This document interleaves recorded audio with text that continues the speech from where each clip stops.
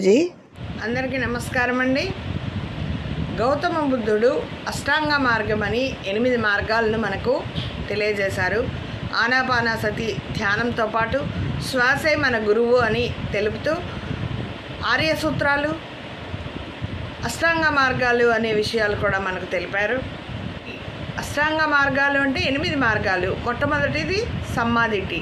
సరి అయిన దృక్పథం ఉన్నప్పుడే మనం మన జీవితంలో ముందుకెళ్తాం. సమ్మా సంకల్పాలు సరిగా ఉండాలి. ఎప్పుడైతే మన సంకల్పాలు మన పనిలో మన ఏకాగ్రత, ఓర్పు, సహనం ఉన్నప్పుడే మనం ఏ పని చేయాలన్నా చక్కగా చేస్తాం. సమ్మవాచ అంటే వాక్కు. సరి అయిన వాక్కు ఉన్నప్పుడు మనం సరిగా మాట్లాడి ఎక్కడ ఏది మాట్లాడాలి, ఎంత మాట్లాడాలి, ఎలా మాట్లాడాలి, ఎవరితో ఎలా మాట్లాడాలి, విచక్షణతో ఉండాలి. కమ్మంతో 4 కర్మలు చేస్తూ ఉండాలండి. కమ్మంతో అంటే సరి అయిన కర్మలు. మనం చేసే కర్మ, మనం ఆ సంచిత కర్మలు, ప్రారబ్ధ కర్మలు, ఆగామి కర్మలను పెంచుకోకూడదు. మనం తెచ్చుకున్న మూటలు సంచిత కర్మలు ఎన్నో జన్మల నుంచి ఎన్నో తెచ్చుకుంటాం. వాటన్నిటిని కూడా మనము ప్రక్షాళన చేసుకోవాలండి. సమ్మాజీవో 5వది సమ్మాజీవో. సరి అయిన జీవనం మనము గడపాలి. ఉపాధి కలిగి ఉండాలి. సరి అయిన జీవనం కలిగి ఉండాలి.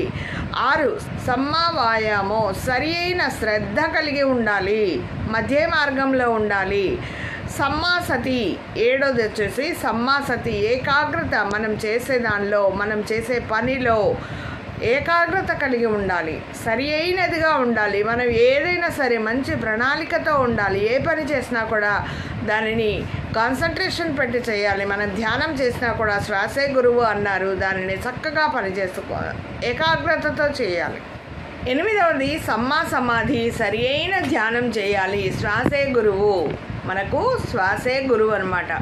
తీసే ఊపిరి, వదిలే ఊపిరి. Inhale and exhale. Concentrate on our breath.